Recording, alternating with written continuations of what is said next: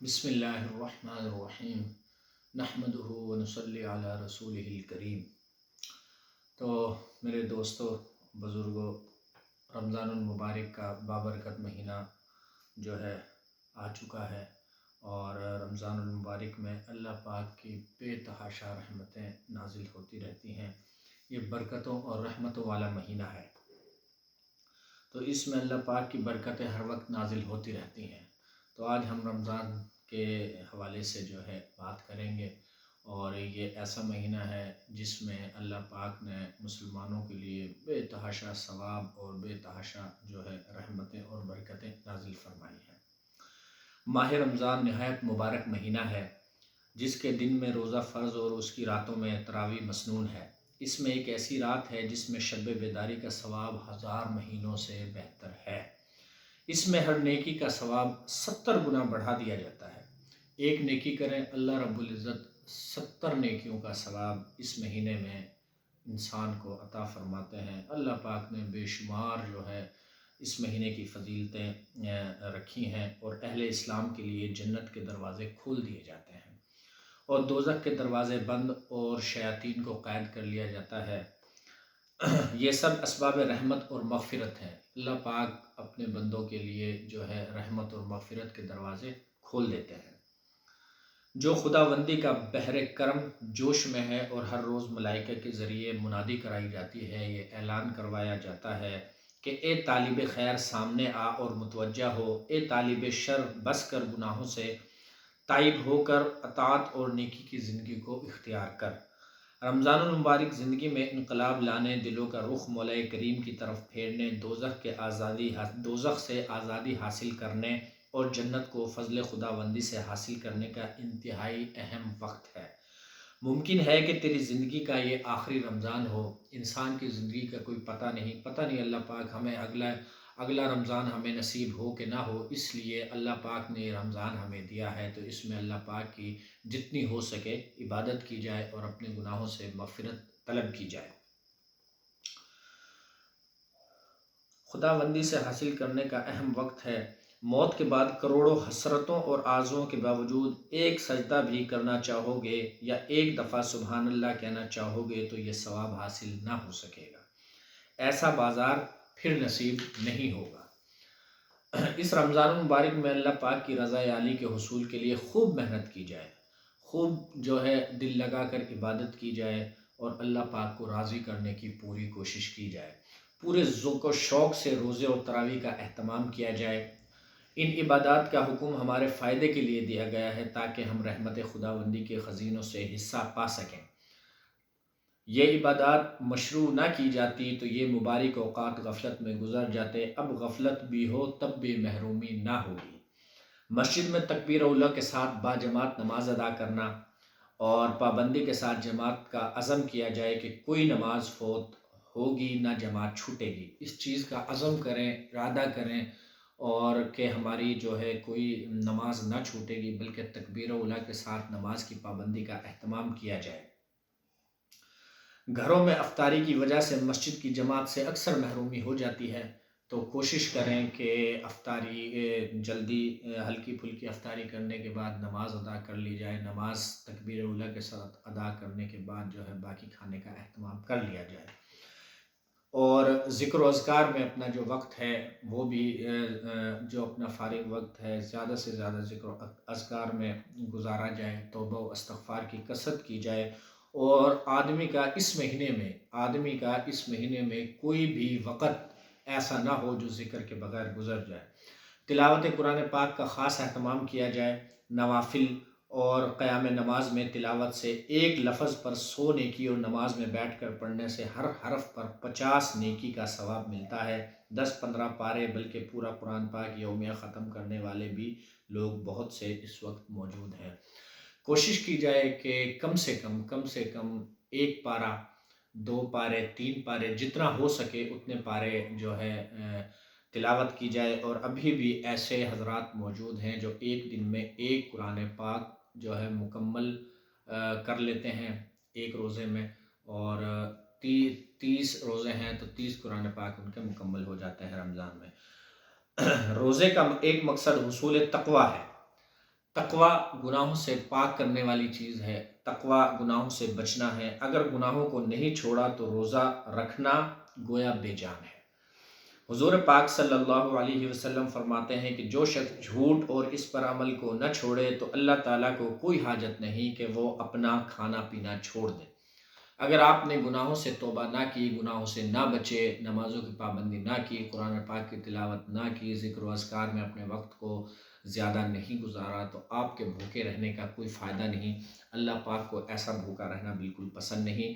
روزے کا مقصد ہی یہ ہے کہ اپنا کھانا پینا چھوڑ کر باقی بھی جو اوقات ہیں اس مہینے میں، بابرکت مہینے میں، اپنے زیادہ سے زیادہ اوقات جو ہے مسجد میں گزاریں، ذکر و تلاوت میں، ذکر و اذکار میں، اور نیکی کے حصول کے لیے ہر وقت ہر ممکن کوشش کی جائے۔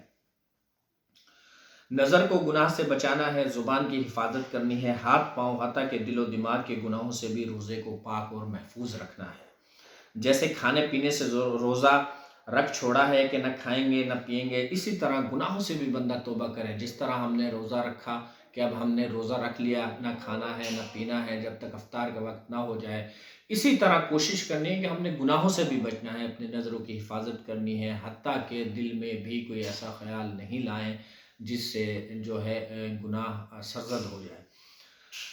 کھانا پینا افطاری کے بعد حلال ہو جاتا ہے، لیکن گناہ افطاری کے بعد بھی حلال نہیں ہوتا، رمضان میں نہ غیر رمضان میں۔ گناہ تو گناہ ہے، نہ رمضان میں معافی ہے نہ غیر رمضان میں۔ گناہ سے تو ہر ممکن کوشش کرنی چاہیے آدمی کو کہ بغیر رمضان کے بھی گناہوں سے بچتا رہے، بلکہ ہمیشہ کے لیے حرام ہے تو سوچنا چاہیے کہ جب عارضی وقتی حرام کو حکم خداوندی کی وجہ سے چھوڑا ہے تو دائمی حرام کو حکم خداوندی سے چھوڑ دینا ضروری ہے۔ مغفرت اور رحمت خداوندی کے حصول میں ایک دوسرے سے بڑھنے کی کوشش کرنی چاہیے۔ جیسے ہم دنیا میں کوشش کرتے ہیں کہ ایک دوسرے سے بڑھ چڑھ کر پیسے کمائیں، گھر بنائیں، اپنی ضروریات زندگی کا سامان مہیا کریں، جس طرح ہم دنیا کی چیزوں میں کوشش کرتے ہیں بڑھ چڑھ کر ایک دوسرے سے آگے نکلنے کی، اسی طرح رمضان المبارک میں جو ہے نیکی کرنے کی ہم ایک دوسرے سے بڑھ چڑھ کر کوشش کریں۔ اس ماہ مبارک میں مولا کریم اپنے بندوں کی مسابقت دیکھنا چاہتے ہیں اور اس کا حکم فرماتے ہیں، وَسَارِعُوا إِلَىٰ مَغْفِرَةٍ مِّن رَبِّكُمْ وَجَنَّةٍ عَرْضُهَا السَّمَاوَاتُ وَالْأَرْضُ أُعِدَّتْ لِلْمُتَّقِينَ۔ بازار اور گھریلو کاموں سے جس قدر جلدی ہو سکے فراغت حاصل کر کے زیادہ سے زیادہ اوقات مسجد کے لیے فارغ کر لینے چاہیے۔ 10 دن کے اعتکاف کے علاوہ جتنا وقت بھی مل سکے مسجد میں گزاریں۔ مسجد سب سے دنیا میں بہترین جگہیں اللہ پاک کا گھر مسجد ہے، اور دنیا کی بدترین جگہ بازار ہے، تو کوشش کرنی چاہیے کہ بازار میں صرف ضرورت کے تحت جایا جائے اور ادروائز بازار جانے سے گریز کیا جائے۔ ماہ مبارک اگر اہل اللہ کی صحبت اور خدمت میں گزارنے کا اہتمام کر لیا جائے جیسے کہ ہمارے اکابر کا معمول تھا، تو امید ہے کہ رمضان کا حق ادا کرنے کی ہمیں توفیق مل جائے۔ اپنا زیادہ سے زیادہ جو وقت ہیں وہ اللہ والوں کی صحبت میں گزاریں، اور اس مہینے میں اپنے ملازمین کے ساتھ اچھا سلوک کریں، اپنے پڑوسیوں نیز غربا و مساکین کی خدمت اور دلداری بھی اس ماہ مبارک کا خصوصی عمل ہے۔ حدیث پاک میں وارد ہے کہ ماہ مبارک میں حضور پاک صلی اللہ علیہ وسلم کا جود و سخا بہت بڑھ جاتا تھا، آپ چلتی ہوا سے بھی زیادہ سخی ہو جاتے تھے اس مہینے میں۔ افطاری میں غریبوں کو شریک کیجیے اور مالی تعاون بھی کیجیے تاکہ وہ اطمینان سے رمضان المبارک گزار سکیں اور آپ ان کی دعاؤں کے مستحق بنیں۔ اس ماہ مبارک میں جیسے جود و سخائے خداوندی اور اس کی رحمت اپنے بندوں پر بارش کی طرح برستی ہے، اسی طرح اہل اللہ کے قلوب میں دعوت اللہ اور شفقت علی الخلق کے جذبات موزن ہوتے ہیں۔ شوق اللہ اور خوف خدا کے ملے جلے خیالات کے ان کے سینوں میں تلاطم ہوتا ہے۔ سنت نبویہ کی اتباع میں ان کی شدید خواہش ہوتی ہے کہ خدا سے کٹی ہوئی مخلوق کا رشتہ عبودیت دوبارہ جوڑ دیا جائے، اور فساق و فجار اور سرکشوں کو اپنے مولا کریم کے دربار کی حاضری دوبارہ نصیب ہو جائے، شیطان کے چنگل سے نکل کر یہ اللہ کے فرما بردار بندے بن جائیں، یہ ہماری کوشش ہونی چاہیے۔ اسلام کی سربلندی، علماء و مدارس دینیہ کی حفاظت، مظلوم مسلمانوں کی حمایت اور نصرت کی خوب خوب دعائیں کی جائیں۔ جہاں جہاں مسلمانوں پہ ظلم ہو رہا ہے، جہاں جہاں مسلمان سیلاب سے، زلزلہ سے جو ہے متاثر ہیں، ان کے لیے خوب دعائیں کی جائیں۔ رمضان المبارک کے فضائل اور اس کے حقوق و اعمال کی طرف متوجہ کرنے کے لیے ہمیشہ اولیاء کرام اور مشائخ عظام نے اپنے نورانی مواعظ سے لوگوں کو خواب غفلت سے بیدار کرنے کی کوشش کی ہے۔ حضور نبی کریم صلی اللہ علیہ وسلم، حضرت صحابہ کرام، اولیاء کرام سے لے کر مشائخ عظام، علماء تک سب حضرات کے خصوصی مواعظ اور رمضان المبارک کے بارے میں منقول چلے آتے ہیں۔ قریبی زمانے میں ہمارے اکابر میں سے حکیم الامت حضرت تھانوی رحمۃ اللہ علیہ کے مواعظ و ملفوظات کے ذریعے مخلوق خدا کو جو فائدہ پہنچا ہے وہ کسی کا محتاج نہیں ہے، وہ محتاج بیان نہیں ہے۔ شہر رمضان الذی انزل فیہ القرآن ھدی للناس وبینات من الھدی والفرقان، وہ تھوڑے دن ماہ رمضان ہے جس میں قرآن مجید بھیجا گیا، جس کا ایک وصف یہ ہے کہ لوگوں کے لیے ذریعہ ہدایت ہے اور دوسرا وصف واضح الدلالت ہے۔ ان کتب کے جو ذریعہ ہدایت بھی ہیں اور حق و باطل میں فیصلہ کرنے والی بھی ہیں۔ رمضان کہنے کی وجہ کیا ہے؟ یہ قمری مہینوں سے 9 مہینہ ہے، اس کی وجہ تسمیہ حدیث میں آئی ہے۔ یہ رمض سے مشتق ہے اور رمض کے معنی لغت عربیہ میں جلا دینے کے ہیں۔ چونکہ اس مہینہ میں یہ خصوصیت ہے کہ مسلمانوں کو گناہوں سے پاک صاف کر دیتا ہے، بشرطیکہ رمضان المبارک کا پورا احترام اور اس کے اعمال کا اہتمام کیا جائے، اس لیے اس کا نام رمضان ہوا ہے۔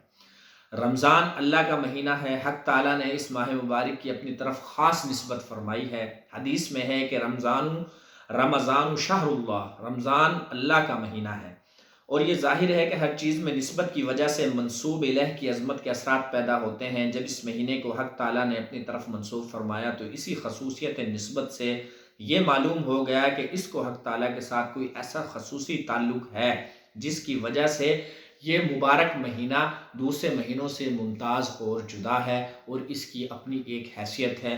یہی مطلب ہے اس ارشاد کا کہ رمضان اللہ تعالیٰ کا مہینہ ہے، ورنہ تمام مہینے ہی اللہ تعالیٰ کے ہیں۔ خصوصی تعلق سے مراد ہے کہ حق تعالیٰ کی تجلیات خاصہ اس مبارک مہینہ میں اس درجہ نازل ہوتی ہیں کہ جو دوسرے مہینوں میں نہیں ہوتی، اس لیے اس مہینے کو اللہ کا مہینہ کہا جاتا ہے۔ گویا موسلا دھار بارش کی طرح خصوصی تجلیات الہ اس مبارک مہینہ میں برستی ہیں۔ جنہیں حق تعالیٰ نے بصیرت کی آنکھیں دی ہیں وہ ان تجلیات کا مشاہدہ کرتے ہیں اور ان کے فیوز و برکات سے مستفید ہوتے ہیں۔ البتہ جو لوگ دل کی آنکھ سے محروم ہیں وہ اپنی کور باطنی کے سبب ان تجلیات کے دیکھنے سے قاصر رہ جاتے ہیں۔ تو اللہ پاک سے دعا ہے کہ اللہ پاک ہم سب کو رمضان المبارک کی پوری اہتمام، پوری قدر اور اس کا اعمال کے ساتھ اہتمام کرنے کی توفیق عطا فرمائے اور ہمیں پورے رمضان المبارک کے روزے رکھنے کی توفیق عطا فرمائے۔ آمین برحمتک یا ارحم الراحمین۔